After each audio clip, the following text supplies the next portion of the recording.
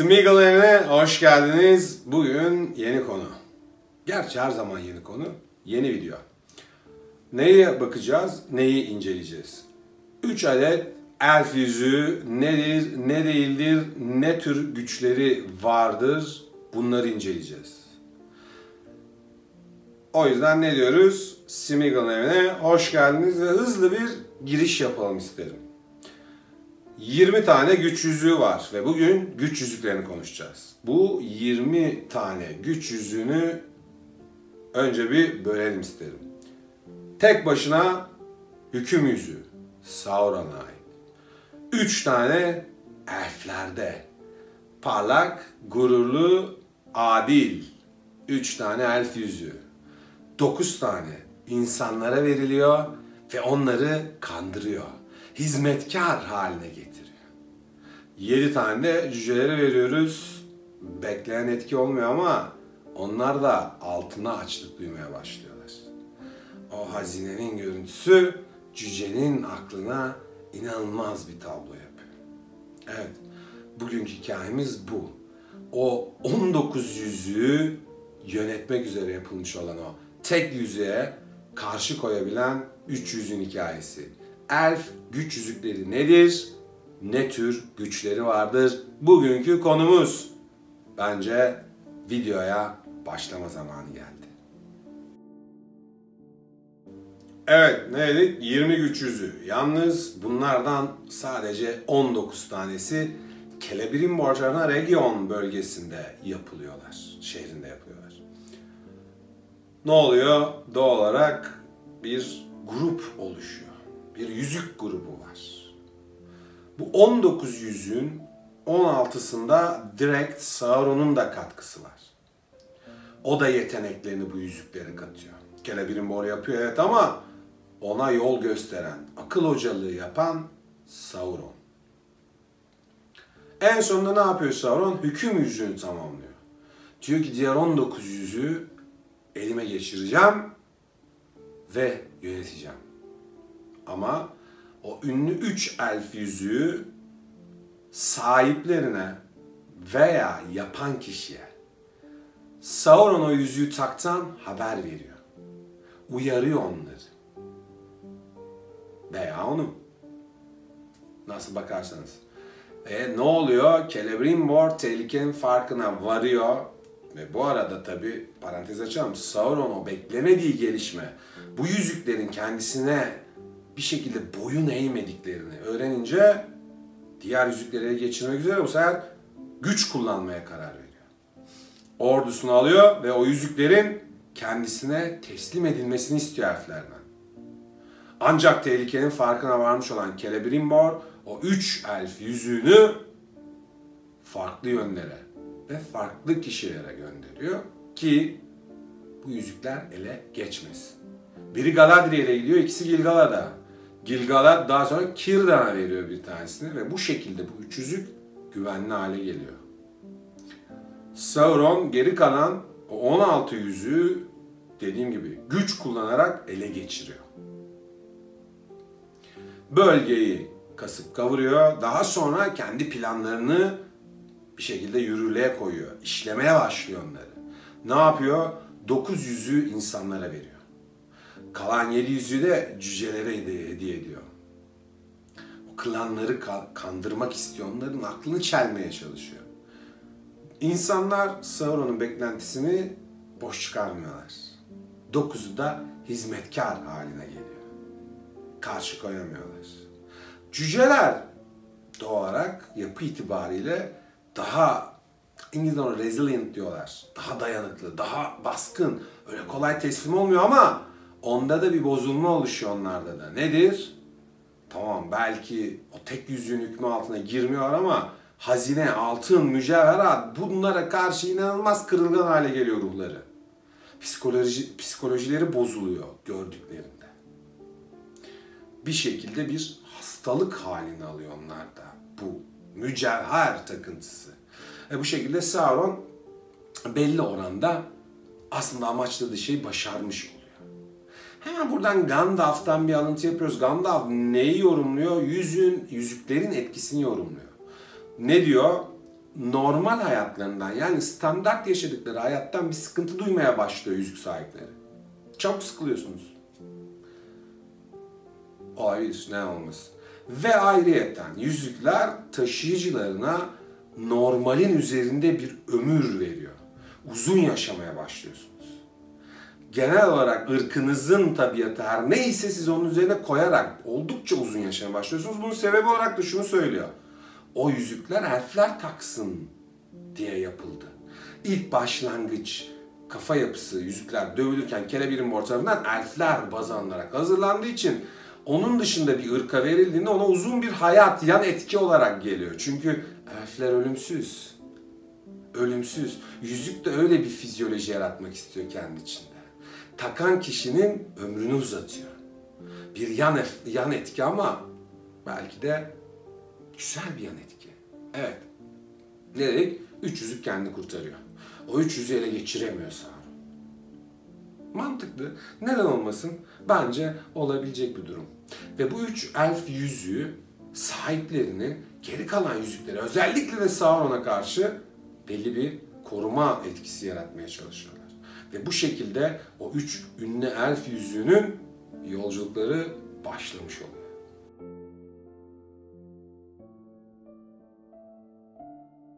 Ne dedik? 3 elf yüzüğü. Narya, Nenya, Vilya.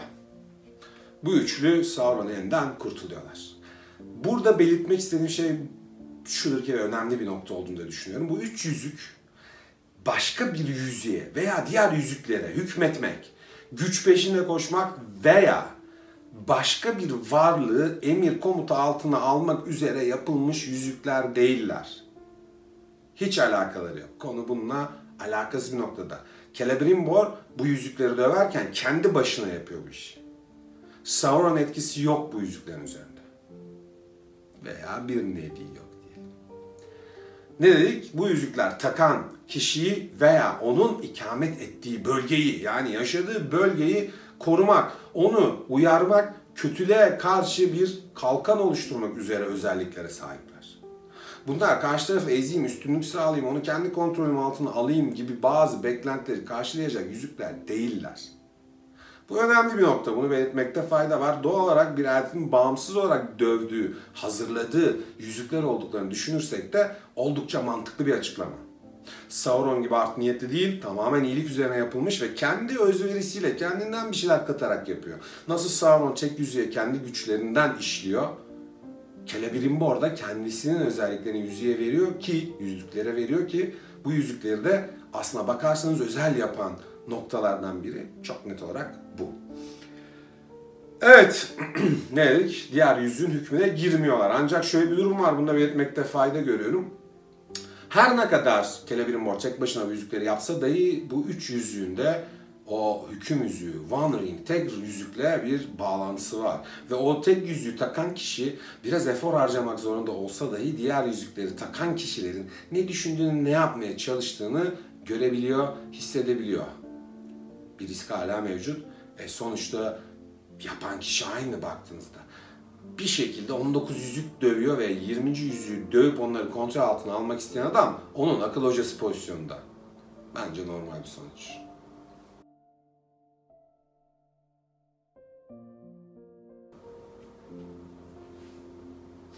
Evet. 3 elf yüzüğü dedik. 3 elf yüzüğünün de kendi güçleri var. Ancak limitli. Yani böyle bir hüküm yüzüğü gibi düşünmeyelim. Diğer yüzüklerle benzer yanları var. Sadece ne dedik? İnsanın veya cücenin veya elfin o değişimine yol açmıyorlar. Bir güçleri var dediğim gibi ama yine. Ancak tekrar belirtiyorum, limitli. Hemen neye giriyoruz? Tanımaya başlıyoruz. Narya ilk yüzüğümüz. Ateş yüzüğü aslında. Quenya Elfçesinden Narva'dan geliyor. Ve İngilizce ifadede Fiery Red diyorlar. Nedir? Ateşli, parlak bir kırmızı. Niye? Çünkü taşı ruby. Bir elmas türü, bir elmasgillerden sert bir taş. Gövde altın, güzel bir altın çerçevesi var. Nereye gönderiyor Celebrimbor? Gilgalad'a gönderiyor. Noldor'un ikinci çağdaki o High King dediğimiz, yani o yüksek kral mertebesinde özel bir karaktere gönderiyor. Bence iyi ediyor. Neden olmasın ki? Ben olsam ben de gönderirdim. Bu arada Gilgalad'a 2 yüzük gidiyor. Onu da belirteceğiz. Sonrasında Gilgalad bu yüzüğü Círdan'a veriyor. Şu an bahsettiğimiz yüzüğü. Neden? Çünkü 2 yüzük birden kendisine dursun istemiyor. Ayrıyeten kendisine gönderilen diğer yüzük ki biraz sonra kendisine tanıyacağız. Aslında 3 yüzüğün en kuvvetlisi. O yüzden bu Ruby, yani dediğim gibi parlak güzel kırmızı yüzüğü Círdan'a veriyor. Círdan kim? Midlond'un lordu. Grey Havens diye de biliyoruz, bir liman şehri. Bunun lordu Círdan ve hikayede biliyoruz ki en eski, en yaşlı elflerden biri. Bir de ne detay vardı? Sakalı olan ender elflerden kendisi. Bu da kendisiyle ilgili önemli bir nokta. 3. çağda Círdan bu yüzüğü Gandalf'a veriyor. Neden Gandalf'a veriyor? Çünkü Gandalf'ın görevinin, o yükün ne kadar ağır olduğunu biliyor ve Gandalf'a bu yüzüğün yardımcı olacağını düşünüyor Círdan. Ve bu noktada ne diyor? Hadi hep beraber bir bakalım. Círdan'ın sözlerini bir okuyalım diyorum ben.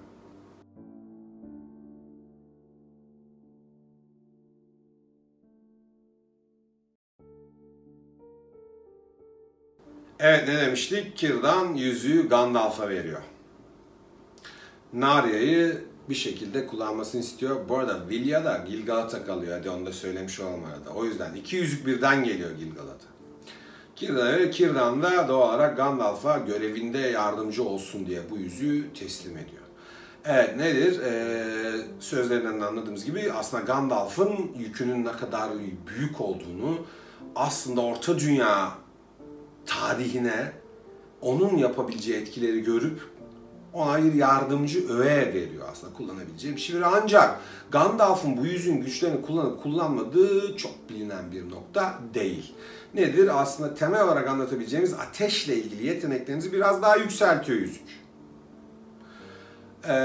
Ancak tekrar söylüyorum, Gandalf'ın bu yüzüğün gücünü kullanıp kullanmadığı aslında çok net belli değil. Minas Tirith kuşatması sırasında yanından geçtiği Gondor askerlerinin bir moralman yükselmeleri, bir kendi özgüvenlerini kazanma durumları var ki bunu yüzüğe bağlıyor bazı yorumlar.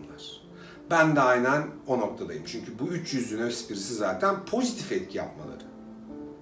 Bunların içinde negatiflik yok. Bunlar genelde o verdikleri tınıyı pozitif veriyorlar kullanıcılarına. O yüzden de Minas Tirith'teki o kuşatılmış, çaresiz Gondor askerlerinin o cesareti hissediyor olmaları içlerinde hem Gandalf'ın o sözel olarak onlara hitabet gücünden hem de aynı zamanda bu yüzüğün onlara o hissettirdiği o ılıman, o alttan yaparsın sen, iyisin sen, hemen teslim olma türünden bir hafif motivasyon, hafif gazlama karışım bir durum olduğunu da kabul etmek gerekiyor bence. Şimdi oradan biraz daha temel, Tolkien ağzından bazı özelliklerini söyleyeyim. Ne yapıyor? Zorbalığa, karşındaki karakterin sana hüküm kurma isteğine ve kötülüğe karşı çok ciddi bir reddedişi var yüzüğün. Acayip ağır bir reddedişi var. Aynı zamanda tek yüzüğü takan kişi dışındakilerin onları, o yüzüğü takan kişiyi uzaktan izlemesine, yani bir palantir taşı burada taşı çalışmıyor. Net. Çalışmıyor. O yüzük engelliyor. Ne yapacağını gösteriyor ne de takanın ne düşündüğünü göstermiyor o taşa. Ama tek yüzük sahibiyseniz doğal olarak opsiyonunuz çok ve siz görebiliyorsunuz. Ancak başka şekilde uzaktan izlenmesini, ne bileyim Galadriel'in o gücü gibi aklı okuma gibi şeyleri engelliyor bu yüzük. Hemen bir örneği de şöyle verelim. Kullanım alanı ile ilgili bir örneği. Khazad-dûm, Gandalf ve Balrog. Durin'in felaketi arasındaki mücadeledeyiz. Ne diyor? Ne ateşinin temsilcisiydi Gandalf? Anor. Niye Anor ateşini temsil ettiğini, niye onun taşıyıcısı olduğunu söylüyor? Yüzükten dolayı söylüyor. Aynı zamanda ne yapıyor? Valar'a olan bağlılığını Balrog'a duyuruyor.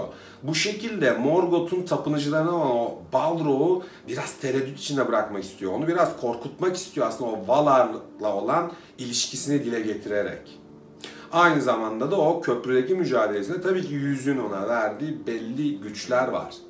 Ve bu şekilde Narya 3 elf yüzüğü arasında anlattığımız ilk yüzük olarak aradan yumuşak bir şekilde çıkıyor ve biz ikinci yüzüğe doğru yol alıyoruz.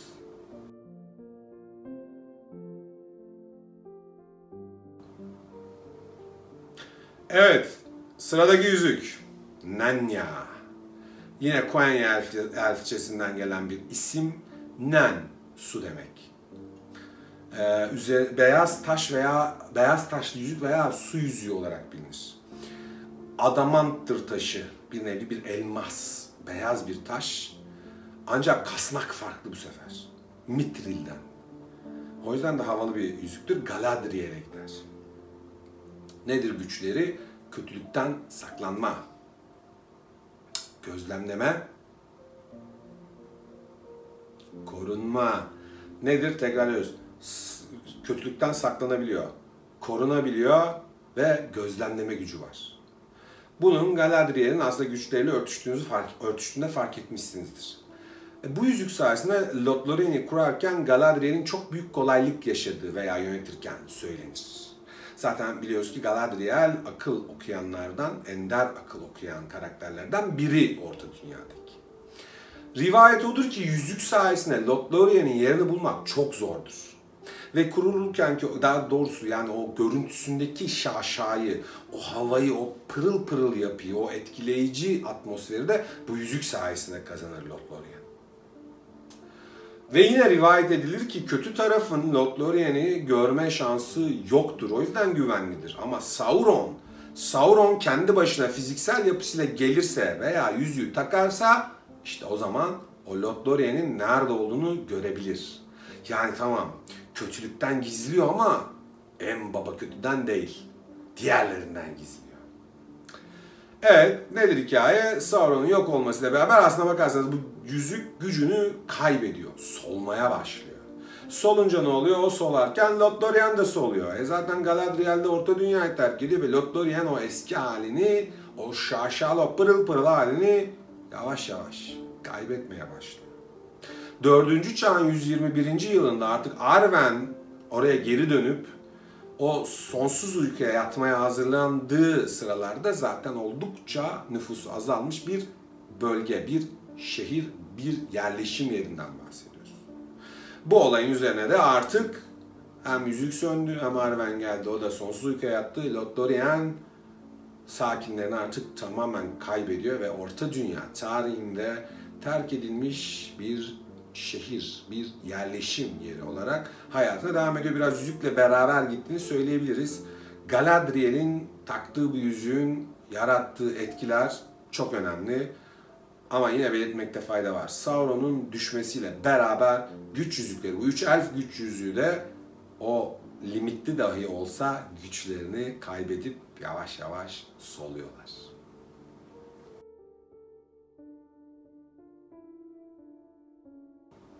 Evet, bu yüzük, özellikle bu Galadriel'in yüzüğünü filmlerde birkaç kez gördük. Net, yani hani bunu da söyleyeyim. Nenya'nın sinema perdesinde gözüktüğü zamanlar var. Nedir bunlar? Orijinal üçlemede Yüzük Kardeşliği'nin girişinde o puslu sessize bazı şeyler, bazı satırlar okurken Galadriel'in önde yüzüğü parmağına takıyordu. Arkada da diğer 2 yüzük vardı. Elflere hediye edilen 3 yüzüğü orada gördük. Uzatılmış versiyonunda Yüzük Kardeşliği'nin Lothlorien'de Frodo'ya o sudan geleceğini görmesini teklif ettiği o sekansta da yüzük taşıyıcısı olduğunu kanıtlamak veya o hissiyatı vermek için Frodo'ya yüzüğü gösteriyor. Normal sinema versiyonunda yok bu detay. Hobbit'te de Dol Guldur gelip Gandalf'ı kurtarmak üzere o ünlü mücadeleyi, Saruman ve Elrond'la verdiği ünlü mücadeleye girişmeden önce parmağına takılı durumda yüzük.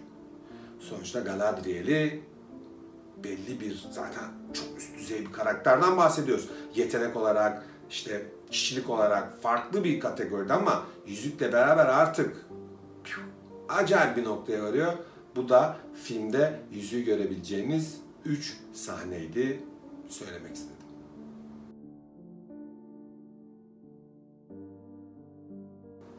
Ve son yüzükteyiz. Vilya. Hava yüzüğü. Ya da hava yüzüğü yani. Hava yüzüğü bir şekilde. Safir yüzük diye de çağrılıyor. Mavi çünkü. Veya Blue Ring yani mavi yüzük diyorlar. Aslında en net ismi bence bu yani. Rengi tutuyor çünkü. Evet, üstteki taş burada söylenen safir. Safir mavi bir taş. Yanlış bilmiyorsam yine elmas mineralinin bir türevi olması gerektiğini düşünüyorum. Gövde yani kasnak burada da altın. Elrond'a geliyor bu yüzük. Ama nasıl geliyor onun bir hikayesi var. 3 elf yüzüğün en kuvvetlisi bu. Gil-galad'a verilen 2 yüzükten biri Vilya. O da ne yapıyor? Daha sonra Elrond'a veriyor yüzüğü. Elrond 2. çağın sonu ve 3. çağın tamamında bu yüzüğü taşıyor. Bu yüzüğün genel gücü iyileştirme ve koruma. Zaten hikaye o ki Celebrimbor'un yaptığı bu 3 yüzüğün ortak özellikleri de bu iyileştirme ve koruma, genel olarak o koruma güdüsü mevcut. Aynı zamanda takan kişilerin bir şekilde başına felaket veya bir bela gelmesini engellemek üzerine kurulmuş bir düzenleri var. Tekrarlayayım bu noktada, herhangi bir yüzüğün sahibini yönetmek veya bir güç hırsı değil buradaki. Tamamen takan kişinin o karakterini, kişiliğini veya içinde yaşadığı ortamla ilgili belli bir koruma veriyor bu 3 yüzük. Celebrimbor'un dövdüğü, kendi başına dövdüğü bu 3 yüzüğün özelliği bu. En kuvvetlerine Vilya. Şimdi nerede gücü bunun diyeceksiniz? Koruma, iyileştirme gücü var değil mi? Doğru, evet. Elrond'un iyileştirme konusunda belli başlı bir yeteneği oldu. Elfler üzerinde bir yeteneği oldu biliniyor. Zaten biliyorsunuz büyüye de meraklı bir karakter. Aynı zamanda bu Rivendell'e girmeye çalışan Nazgûl grubunu nedir? O suları coşturuyor, alıyor götürüyor bunları. Nedir? Bunu da şuradan bağlıyoruz. Yüzüğün belli elementler üzerinde size belli başlı güçler verdiği kabul ediliyor. Çok büyük güçler değil, yine bir limit var ama o hükmetme, onları yönlendirme veya çağırma, gönderme gibi yetilerinizi biraz daha besliyor. Sizi bir farklı bir yere götürüyor.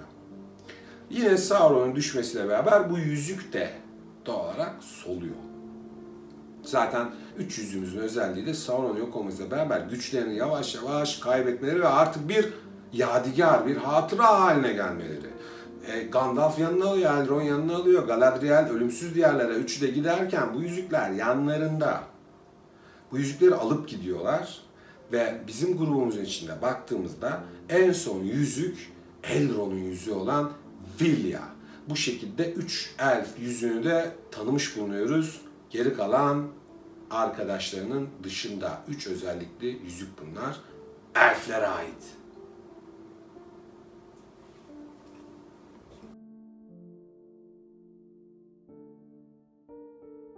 Nenya, Narya, Vilya. 3 güç yüzüğü.